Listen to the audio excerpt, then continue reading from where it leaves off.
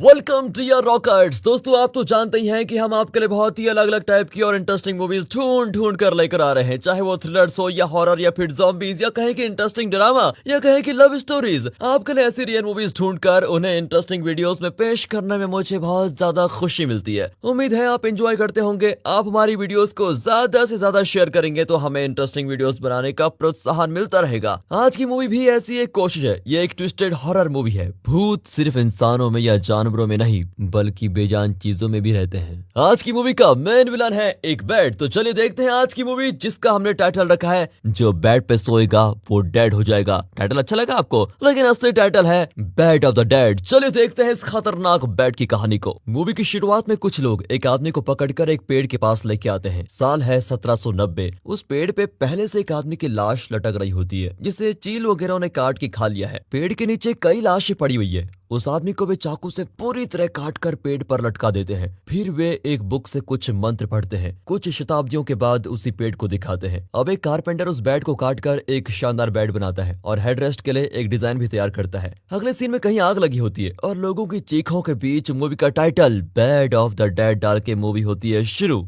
एक क्लब कम होटल में आग लगी हुई है। पुलिस, फायर फाइटर्स, एम्बुलेंस सब कुछ वहां पर खड़े हैं। मूवी का हीरो पुलिस ऑफिसर बिल शराब पीकर वहां पर आता है। वो अपनी बेटी की फोटो को देख रहा होता है जो बहुत छोटी उम्र में मर गई, और तब से बिल शराब और ड्रग्स का आदी हो चुका है। वो सभी को धक्का देकर क्लब के अंदर जाता है। वहाँ उसका असिस्टेंट, जिसका नाम जमील है, वो पीछे से सीसीटीवी फुटेज चेक कर रहा होता है। बिल फुटेज में देखता है कि 4 घंटे पहले 4 दोस्त यहाँ पर आए थे। जमील बताता है कि टोटली 5 लोग मारे गए हैं, जिनमें से 4 लोग रूम नंबर 18 में मारे पड़े हैं। वे कल रात क्लब में कोई शो देख रहे थे और फिर अपने कमरे में चले गए। उस कमरे में आग लगी और वे सब जलकर मर गए। वो कमरा पिछले 3 महीनों से खाली था, क्योंकि एंजेला नाम की औरत ने उस कमरे में अपने हस्बैंड की आंखें नोचकर उसे मार डाला, और अब एंजेला कत्ल के केस में जेल के अंदर है। सर, 1 साल पहले उसी रूम में किसी ने खुदकुशी भी की थी। जमील बड़ा तेज दिमाग वाला है और बिल का आधे से ज्यादा काम तो उसी ने सॉल्व कर दिया। अब हमें 4 घंटे पहले का फ्लैशबैक दिखाया जाता है। चारों फ्रेंड्स होटल में होते हैं। वह टी शर्ट वाले का नाम रॉन है और इस लड़की का नाम है सैंडी। तीसरा फ्रेंड, जिसका नाम फ्रेडी है, वो रूम बुक करने के लिए चला जाता है, लेकिन रिसेप्शनिस्ट कहती है कि सारे रूम्स तो बुक हो चुके हैं। वो सैंडी को भी डांटती है कि नो स्मोकिंग एरिया में सिगरेट मत जलाओ। रॉन उसे बताता है कि आज मेरा बर्थडे है। आज मैं अपने दोस्तों को प्रॉमिस कर चुका हूँ कि आज रात हम रूम नंबर 18 की एम्पीरियर साइज बेड पर सोएंगे। प्लीज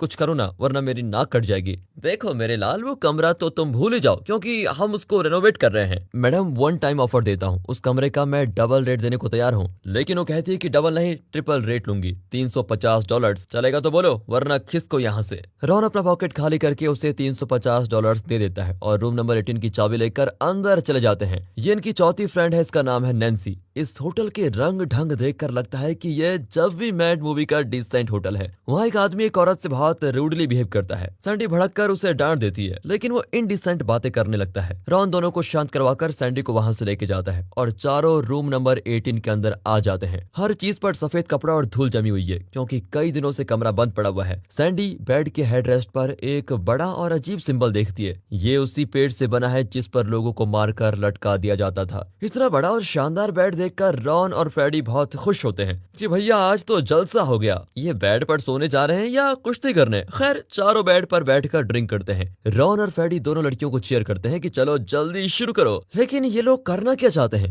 नैन्सी सैंडी को किस करने उसके पास जाती है, लेकिन अचानक उसे सैंडी के बजाय एक बूढ़ी औरत का खतरनाक चेहरा दिखाई देता है। वो घबराकर पीछे हट जाती है। अब सबका मूड खराब हो जाता है कि बेकार में $350 दे दिए। चलो चलो लाइन में सो जाओ, सुबह होते यहाँ से निकलना है। सैंडी अपनी चेन और रिंग उतारकर स्टैंड पर रखती है। अब प्रेजेंट में दिखाते हैं, यानी कि 4 घंटे बाद बिल उस जले हुए रूम को देख रहा होता है। फॉरेंसिक्स के लोग सैंपल्स कलेक्ट करते हैं और बिल को बताते हैं कि इस रूम में गैस लीकेज था, लेकिन किसी ने अनजाने में सिगरेट लाइटर जलाया और रूम में आग लग गई। बिल एक लड़की की लाश को देखता है जिसकी हड्डियां टूटी हुई है। बेड के नीचे 2 जली हुई लाशें मिली हैं। बिल एक लाश की उंगली पर एक सिल्वर रिंग देखता है। फ्लैशबैक में चारों बेड पर सो रहे होते हैं। अचानक फ्रेडी उठकर देखता है कि दरवाजा खुला है और एक डॉग धीरे से अंदर आता है। फ्रेडी की तो सांस ही रुक जाती है, क्योंकि ये उसका मरा हुआ डॉग है जो फ्रेडी की केयरलेसनेस की वजह से मर गया। फ्रेडी बेड से उतरकर उसकी ओर आता है। तभी नैन्सी उठ जाती है और पूछती है कि तुम किससे बात कर रहे हो? सिर्फ फ्रेडी को ही डॉग दिखाई देता है। वो उसके पास जाता है तो वो फ्रेडी के पैर पर काट देता है। बहुत खून बहता है और डॉग गायब। फ्रेडी घबराकर इधर उधर देखता है। अचानक कोई फोर्स उसे पकड़कर बेड के नीचे खींच देता है। फ्रेडी दर्द के मारे चिल्लाता है और रॉन उसका हाथ पकड़ लेता है। तभी अचानक उसके शरीर का आधा हिस्सा टूटकर बेड के नीचे चला जाता है। उसका खून फुआरे की तरह रॉन पर गिरता है। वो घबराकर फ्रेडी का हाथ छोड़ देता है और उसकी पूरी बॉडी बेड के नीचे चली जाती है। कुछ देर के बाद रॉन बेड के नीचे देखता है तो अंदर से भारी घुर्राहट सुनाई देती है। वे पुलिस को कॉल करना चाहते हैं लेकिन इनके फोन्स टेबल पर रखे हुए हैं जो कुछ दूर पर हैं। वे नीचे उतरने से बहुत ज्यादा डरते हैं। अब रॉन हिम्मत करके नीचे उतरने जाता है कि अचानक नीचे से फ्रेडी की बॉडी का सारा खून झरने की तरह बहने लगता है। तीनों गला फाड़कर हेल्प हेल्प करके चिल्लाने लगते हैं लेकिन बाहर कुछ सुनाई नहीं पड़ता। अब सैंडी एक वोडका बोतल उठाकर विंडो ग्लास पर फेंकती है। ग्लास टूट जाता है लेकिन उसके बाद जो होता है उसको देखकर वे सुन्न हो जाते हैं। वोडका बोतल अपने आप अंदर आकर अपनी जगह पर फिक्स हो जाती है और टूटी हुई विंडो भी अपने आप ही जुड़कर बंद हो जाती है। अब प्रेजेंट में आ जाओ। रूम नंबर 18 को दिखाते हैं जहाँ व्हाइट टी शर्ट वाला आदमी सीलिंग की रॉड में फंसा हुआ है। वो पूरी तरह जल चुका है। जमील बताता है कि इसका नाम रॉन है। रिकॉर्ड्स के मुताबिक 5 साल पहले इसने शराब पीकर एक 6 साल की लड़की पर गाड़ी चढ़ा दी थी और वो मर गई। ये जेल में था और 2 हफ्ते पहले रिलीज हुआ था। तब एक आदमी पुलिस वालों को धक्का देकर अंदर घुसता है और कहता है कि मेरे क्लब में तुम लोग कर क्या रहे हो। बिल उसे दीवार पर पटक कर कहता है कि क्लब के ओनर हो तो जाकर कोने में बैठो, पुलिस पर हाथ उठाओगे तो हाथ काट दिए जाएंगे, समझे। वो एक जगह सिकुड़ कर बैठ जाता है। फिर वे लोग रॉन की बॉडी को नीचे उतारते हैं तो बिल ऊपर रॉड पर उंगलियों के निशान देखता है। फॉरेंसिक वाले बताते हैं कि बेड के जलने से पहले ही रॉन मर चुका था। अब बिल गैस करता है कि बेड से बचने के लिए शायद रॉन ऊपर का रॉड पकड़कर लटक रहा था। अब दोबारा फ्लैशबैक में आ जाओ। फ्रेडी की खतरनाक मौत के बाद तीनों बड़े डरे सहमे बेड पर बैठे होते हैं। रॉन कमरे की चाबी को डोर के नीचे वाले गैप में फेंकने की कोशिश करता है ताकि बाहर कोई चाबी को देख ले और दरवाजा खोल दे, लेकिन उसको डर है कि उसका एम मिस हो जाएगा। सैंडी एकदम परफेक्टली एम करके फेंकती है और वो दरवाजे के नीचे से बाहर चला जाता है।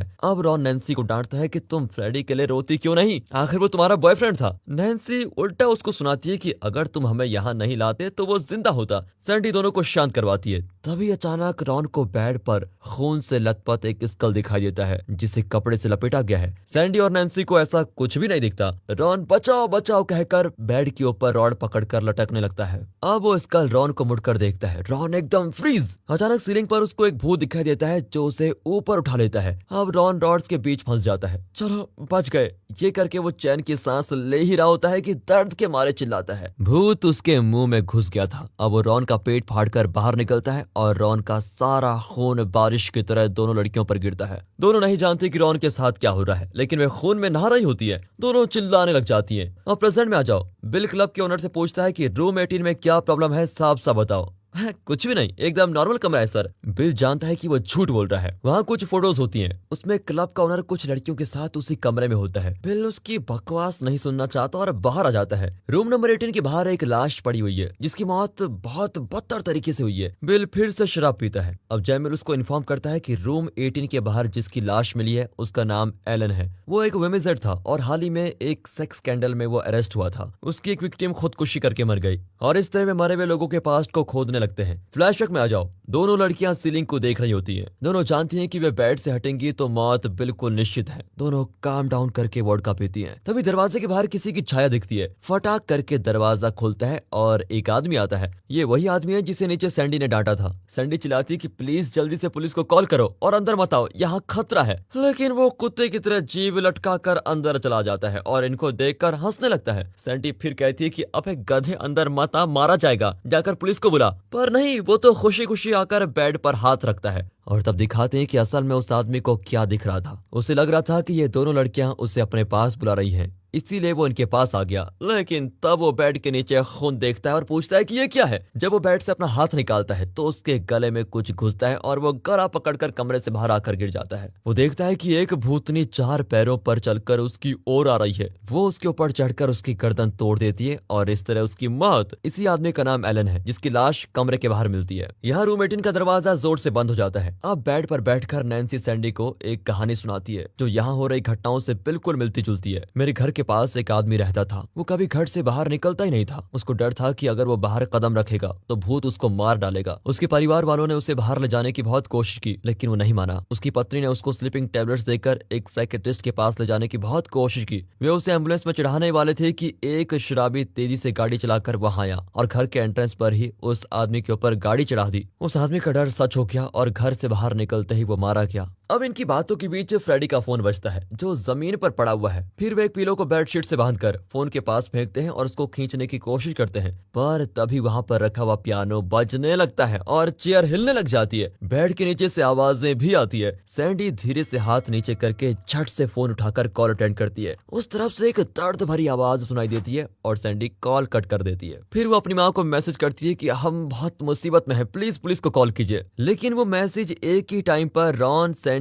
और नैन्सी के फोन पर आता है। वे बार बार मैसेज करती है, लेकिन हर बार मैसेज इसी कमरे के अंदर रखे फोन्स में ही सर्कुलेट हो जाता है। लगता है इस कमरे में एक अलग ही टाइम जोन चल रहा है और मैसेज यहाँ से बाहर निकलते नहीं। प्रेजेंट में आ जाओ। बिल उसी कमरे में घूम रहा होता है तो अचानक उसके फोन पर सैंडी का भेजा हुआ मैसेज आता है। बिल रिप्लाई करता है कि तुम कौन हो और कहाँ से मैसेज कर रही हो। वो रिप्लाई करती है कि हम इस क्लब कम होटल के रूम 18 में हैं। बिल गुस्से में मैसेज करता है कि मजाक मत करो, मैं रूम नंबर 18 में खड़ा हूँ और इस केस की इन्वेस्टिगेशन कर रहा हूँ, प्लीज हमें बचा लीजिए, हमारी जान को खतरा है। अब बिल टेक्स्ट करता है कि तुम प्रूव करो कि तुम रूम नंबर 18 में ही हो। इसी बीच वो अपने डिपार्टमेंट को कॉल करके इस नंबर की लोकेशन को ट्रेस करने को कहता है और तब वो देखता है कि नीचे एक लड़की पर SANDY करके एक नाम खुद ही क्रेव होता है। बिल घबराकर उसके नजदीक जाता है। 4 घंटे पहले दिखाते हैं कि सैंडी अपना नाम क्रेव करती है। अब बिल को यकीन हो जाता है कि यहाँ कोई अमनुष्य शक्ति जरूर है। वो उस वुड क्रेविंग और कुछ सैंपल्स को ले जाकर जमील को देता है और फॉरेंसिक से चेक करवाने को कहता है कि चेक करो इसको जल्दी। उसके बाद बिल वहाँ एक म्यूजिक सिस्टम ऑन करता है। अचानक उसको लगता है कि वो किसी दूसरी जगह पर खड़ा है और उसकी मरी हुई बेटी उसके सामने खड़ी हंस रही है। अचानक उसकी हंसी गायब होती है और एक गन शॉट सुनाई देता है। उसकी बेटी चिल्लाती है। तभी बिल की आंख खुलती है और वो अपनी बेटी को सोचकर बहुत रोता है। फिर खुद को शूट करने की सोचता है लेकिन हिम्मत नहीं जुटा पाता। फ्लैशबैक में सैंडी कहती है, तुम जो कहानी सुना रही थी वो सच है। मेरा बॉयफ्रेंड रॉन जब 18 साल का था तब उसने ड्रंक एंड ड्राइव करके एक 6 साल की लड़की के ऊपर अपनी गाड़ी चढ़ा दी। वो हमेशा कहता था कि एक दिन उस लड़की की आत्मा मुझसे बदला जरूर लेगी, शायद इसीलिए हम सब यहाँ कर फंस गए। नैन्सी अब थकान के मारे सो जाती है। वो अचानक आंख खोलती है तो उसके पास से एक डरावनी सी बूढ़ी औरत लेटी होती है और मुंह फाड़ कर चिल्ला रही है। नैन्सी चौंक कर उठ जाती है और बहुत रोने लगती है। सैंडी फिर उसको शांत करती है और फ्रेडी के फोन से कॉल करती है। कॉल बिल के नंबर पर कनेक्ट होता है। बिल सैंडी से टाइम पूछता है तो वो बताती है कि 4 बजे हैं। तभी बिल देखता है कि उसके फोन पर तो 6 बज रहे हैं। मतलब अब इन दोनों के बीच का टाइम डिफरेंस 2 घंटे है। चारों फ्रेंड्स 4 घंटे पहले होटल में आए थे लेकिन इन्हें यहाँ आए 2 घंटे हो चुके हैं। दरअसल सुबह के 5 बजे क्लब में आग लगी थी लेकिन बिल को अब भी यकीन नहीं होता और पूछता है कि कमरे में तुम्हारे साथ कौन है। सैंडी कहती है कि मैं और नैन्सी हैं। रॉन और फ्रेडी मर चुके हैं। पास वाले रूम का आदमी यहाँ पर आया था लेकिन बाहर जाकर शायद वो भी मर गया। अब बिल डरने लगता है कि ये लड़की तो सच कह रही है। एक लाश से उसको एक सिल्वर रिंग मिलती है। वो पूछता है कि तुम दोनों में से सिल्वर रिंग किसने पहनी है। सैंडी कहती है कि मैंने पहनी है। बिल उसे तुरंत कमरे से बाहर निकलने को कहता है क्योंकि थोड़ी ही देर में वहां पर आग लगने वाली है। सैंडी उसको समझाने की कोशिश करती है कि हम इस बेड से उतरेंगी तो तुरंत मारी जाएंगी, प्लीज बात को समझिए। तभी अचानक बिल को फोन पर एक डरावनी आवाज आती है। अब इन लड़कियों को बचाने के लिए बिल के पास 1 घंटा बचा है क्योंकि 5 बजे आग लग जाएगी। फ्लैशबैक और प्रेजेंट के बीच का टाइम डिफरेंस कम हो रहा होता है। बिल अपने मोबाइल पर 50 मिनट का डेडलाइन सेट करता है। यहाँ सैंडी नैन्सी के साथ अपना पास्ट शेयर करती है। जब वो यूनिवर्सिटी में पढ़ रही थी तभी एक अजनबी ने उसको शूट किया था लेकिन सैंडी के फैन से जैक ने बीच में आकर सैंडी को बचा लिया। गन शॉट में वो मारा गया। सैंडी के पास जो सिल्वर रिंग है वो जैक की दी हुई रिंग थी। वो बताती है कि मुझे उसी दिन मर जाना चाहिए था। उसी हादसे के बाद मैं बहुत ज्यादा शराब पीने लग गई। तभी टीवी अपने आप ऑन होता है और उसमें दिखाया जाता है कि जब नैन्सी सो गई थी तो सैंडी रॉन और फ्रेडी के साथ मजे कर रही थी। ये देखकर नैन्सी सैंडी पर चिल्लाती है कि तुम मेरे बॉयफ्रेंड के साथ भी एंजॉय कर रही थी क्या। सैंडी उसको समझाती है कि ये उसी भूत का एक ट्रैप है, इसको समझो, तुम्हें बिलीव मत करो। वो चाहता है कि तुम बेड से उतरो इसलिए वो ऐसा जाल बिछा रहा है। लेकिन नैन्सी नहीं मानती और कहती है कि तुम तीनों ने मेरे साथ बहुत ही गंदा मजाक किया है, मैं अभी यहाँ से जा रही हूँ। सैंडी उसको जाने नहीं देती। नैन्सी सैंडी की नाक पर पंच करके बेड से उतरने जाती है लेकिन सैंडी वोडका बोतल उसके सर पर मार देती है। नैन्सी बेहोश।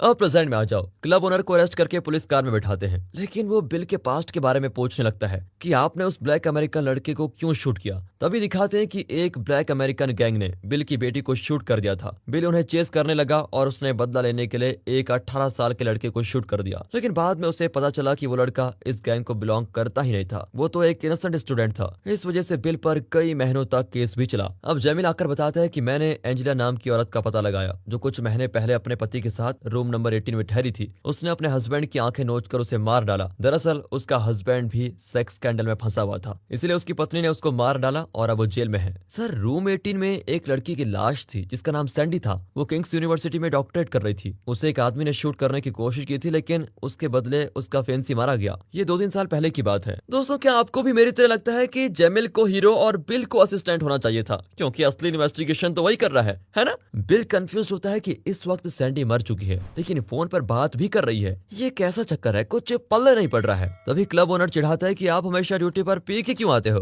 बिल उसे 2 मुक्के मारकर उसकी नाक तोड़ देता है। फिर बिल का हायर ऑफिसर उसे डांट कर वहां से भेजता है। बिल जेमिल से कहता है कि उस कमरे में 2 लड़कियां फंसी हुई है, हमें उन दोनों को बचाना होगा यार। जेमिल को लगता है कि बिल नशे में बकवास कर रहा है। वो कहता है कि आप घर जाकर सच में आराम कीजिए, यहाँ मैं संभाल लूंगा। फ्लैशबैक में आ जाओ। नैन्सी बेड पर बेहोश पड़ी होती है और सैंडी ऊपर रॉन की लाश को देखकर कुछ सोचती है। वो अपनी चेन और रिंग पहन लेती है। फिर बेड से नीचे पैर रखने जाती है कि एक आवाज वॉर्न करती है कि तुम नहीं जा सकती। वो नैन्सी की आवाज है जो अब होश में आ गई है। अब नैन्सी अपना पास्ट शेयर करती है और कहती है कि मेरी गलती की वजह से मेरे साथ ये सब कुछ हो रहा है, और एडवांस स्टेज में आ चुकी थी। वो कोमा में चली गई और हॉस्पिटल बेड पर जिंदा लाश की तरह पड़ी रहती थी। नैन्सी ने उसकी देखभाल बहुत अच्छी तरीके से की थी, लेकिन कुछ समय बाद उसने फैसला किया कि वो अपनी माँ को ऐसे नहीं देख सकती। उसने उनका ऑक्सीजन वगैरह निकाल दिया ताकि वो शांति से मर जाए। लेकिन ऑक्सीजन निकालने के बाद उसकी माँ होश में आ गई और कहने लगी कि मुझे बचा लो बेटा। नैन्सी डॉक्टर को बुलाने गई, लेकिन बीच रास्ते में उसने अपना इरादा बदल लिया और वो डॉक्टर को इन्फॉर्म किए बिना ही वापस आ गई और उसकी माँ मर गई। अब सैंडी पूछती है कि पागल लड़की, तुमने ऐसा क्यों किया? नैन्सी बताती है कि मुझे अपनी माँ से सख्त नफरत थी। 18 साल की उम्र में मैं प्रेग्नेंट हो गई। मेरी माँ मुझसे सेक्स वर्क करवाती थी और अगर मैं नहीं मानती तो मुझे बहुत टॉर्चर भी किया करती थी, इसलिए मैंने अपनी माँ को मार डाला। उसी के बदले मैं आज यहाँ कर फंस गई हूँ। और तभी दरवाजा खोलकर नैन्सी की मरी हुई माँ की एंट्री होती है। नैन्सी उससे मिलने के लिए बेड से नीचे उतरने वाली होती है, लेकिन सैंडी उसे वार्न करती है कि माँ नहीं, तुम्हारी नानी भी आ जाए तो बेड से मत उतरना, वरना तेरा बेड़ा पार हो जाएगा। लेकिन नैन्सी अपनी माँ को देखकर इतनी इमोशनल हो जाती है कि उससे मिलने के लिए बेड से उतरकर चलने लग जाती है, लेकिन हर कदम पर उसकी हड्डियां टूटने लगती है। उसकी गर्दन और रीढ़ की हड्डी पूरी तरह टूट जाती है और उसके मुंह से खून निकलता है। उसे कुटकर जमीन पर गिरकर मर जाती है। अब नैन्सी की माँ की आत्मा बाहर चली जाती है और दरवाजा बंद। सैंडी रूम नंबर 18 में अब अकेली है और डर के मारे उसकी आधी जान निकल चुकी है। आ जाओ प्रेजेंट में। बिल को दिखाते हैं, उसके टाइमर में अब सिर्फ 40 मिनट बचे हुए हैं और उससे पहले उसे सैंडी को बचाना होगा। बिल एंजेला से मिलने जाता है। एंजेला बताती है कि मैं और मेरा पति उस कमरे में एंजॉय करने गए थे। मैं बाथरूम में नहाने चली गई। बाहर उसके पति को बाथरूम से अजीब आवाज आती है और वो जाकर देखता है कि बाथटब में खून भरा हुआ है और उसकी पत्नी उसके अंदर बैठी हुई है। वो दिल को हाथ में पकड़कर बाहर भागता है। उस कमरे में अजीब आवाज आती है। जब एंजेला बाहर आती है तो उसका पति पीठ दिखाकर बैठा होता है। एंजेला धीरे से उसके सामने जाती है तो देखती है कि उसने खुद अपनी आंखें नोच ली और वो मर चुका है। अब एंजेला कहती है कि मैंने उसे नहीं मारा, वो खुद ही मर गया। लेकिन उसे ऐसी ही मौत मिलनी चाहिए थी क्योंकि वो एक चाइल्ड अब्यूजर था। वो और तो कोई नहीं, छोटे छोटे बच्चों को भी अपना शिकार बनाता था। अब बिल रियलाइज करता है कि उस कमरे में जो भी लोग मरे थे उन्होंने अपने पास्ट में कोई ना कोई क्राइम जरूर किया था। रॉन ने नशे में गाड़ी चलाई और एक छोटे बच्चे को मार डाला। नैन्सी ने अपनी माँ को मार डाला। फ्रेडी ने अपने डॉग का ख्याल नहीं रखा।